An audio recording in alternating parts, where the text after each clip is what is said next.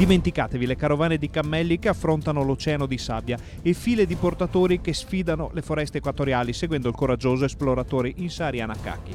Ormai il mondo è diventato molto piccolo, troppo secondo alcuni, grazie a internet e alle nuove tecnologie. Ultima bandiera di quell'epoca gloriosa è l'esploratore Jacek Paučević, che dopo aver viaggiato in molti luoghi, le cui mappe erano sbiadite e misteriose, si gode la meritata pensione fra il Brenta e Varsavia. Io qualche volta, guardando le foto 30 anni fa e oggi, non riesco a capire se è vero così. In una generazione cambia talmente tanto, il mondo si è rimpicciolito, fa tutto più semplice, più facile e la gente, soprattutto la gente, globalizzazione ha cambiato anche uomo, ovviamente sono tante cose positive. Io sono un po' nemico di globalizzazione perché 30 anni fa, quando ero a Laos, Indocina, da qualche parte, c'erano le cose selvagge eccetera. Quando arrivo oggi e non trovo la cucina locale perché è tutto McDonald's eccetera eccetera. Perciò a me pesa questa roba qua.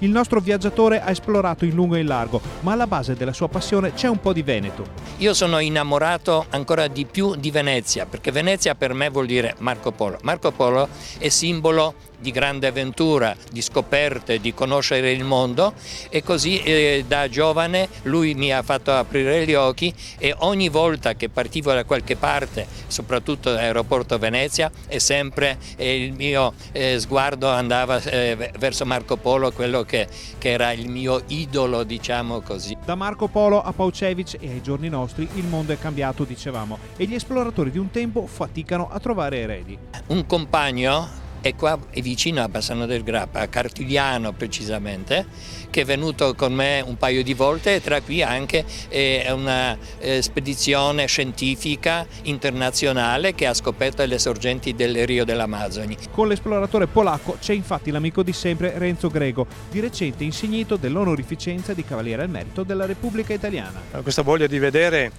è sempre stata grande in me. Quando ho sentito che Jacek stava progettando, grazie anche alla vicinanza geografica che avevamo, ero sempre in contatto con lui, andavo a trovarlo a casa quando rientrava dalle spedizioni.